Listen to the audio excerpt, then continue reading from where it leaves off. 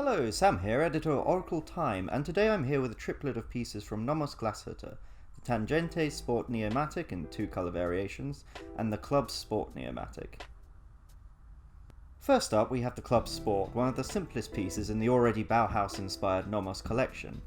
A minimal white on black dial with just a little touch of gold, a 42mm case with a wonderfully tactile rounded bezel. It's nice, if not exactly all singing, all dancing. It does, however, feel fantastic on the wrist. It's more the kind of watch to buy if you want a solid timepiece rather than if you want a Nomos specifically. Then we have a pair of pieces I personally find far more interesting, the Tangente Sport. The shape is a lot more what I'd consider typically Nomos, with a thinner bezel and almost straight sides, not to mention those incredibly long lugs and angular crown guard.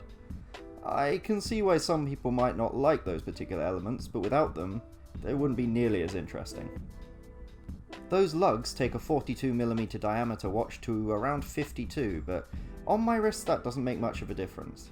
In fact, it fits remarkably well, better than a good number of smaller watches. Maybe I've just put on weight, but don't let me know in the comments, I still have one shred of dignity left, somewhere. The dials here are more interesting too, with either grained silver with light blue hands and beige indexes, or sunray black with inverted beige hands and blue indexes. It's a quirky little mix of colours, and I especially like the black.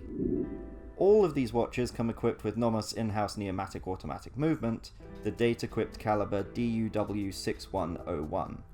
It's reliable, it's accurate, and it's pure Glashutte with the 3/4 plate and the area's signature stripes, which are, fun fact, designed to keep dust away from the movement. It has a 42-hour power reserve, and that's about it. So far, so Nomos. However, what Nomos had yet to do until recently is something that most watchmakers take for granted. Bracelets.